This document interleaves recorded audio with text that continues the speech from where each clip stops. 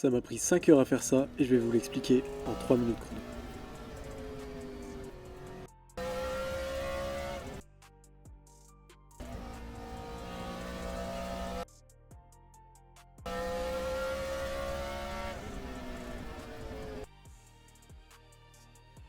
Il va vous falloir deux outils, ChatGPT ainsi que Midjourney. C'est les deux outils principaux. Et en annexe, je me suis servi aussi de Premiere Pro et de Photoshop. Après, si vous avez CapCut ou des logiciels simples, ça marche aussi. Donc, pour commencer, j'ai créé un prompt qui me génère des voitures cars sur ChatGPT. Une fois que vous avez réussi à obtenir tous les prompts des voitures, et ben vous allez les copier-coller dans Midjourney et ça va vous créer des voitures à l'effigie de ce que vous lui avez demandé. Voilà, donc maintenant que j'ai ma voiture Coca-Cola, je vais faire la même chose pour toutes les autres.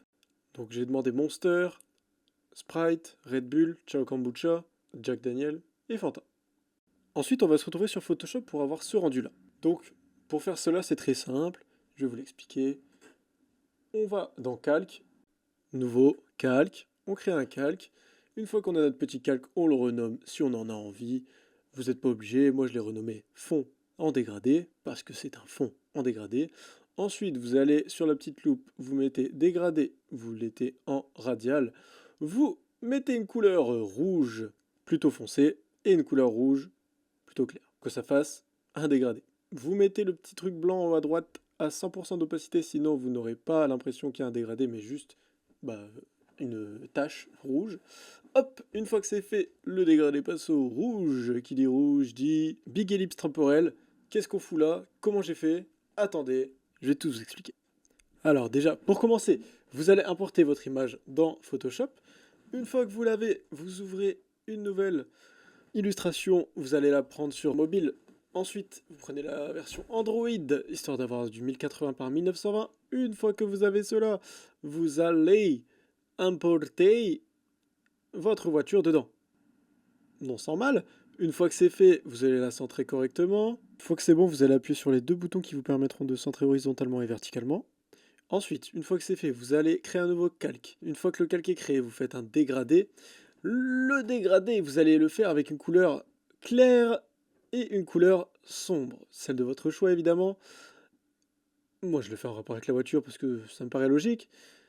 Une fois que c'est fait, vous allez bien cocher la case en haut à droite et mettre opacité 100. Sinon, c'est pas bon. Sinon, ça va faire juste des taches. Là, on est bon. Là, on a un bon fond. Vous êtes d'accord avec moi? Une fois qu'on l'a, on recrée un nouveau calque.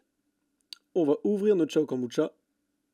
Hop, on enlève l'arrière-plan. Une fois que l'arrière-plan est enlevé, on le met sur notre icône, enfin sur notre image. Et on va les sélectionner avec l'outil rectangle.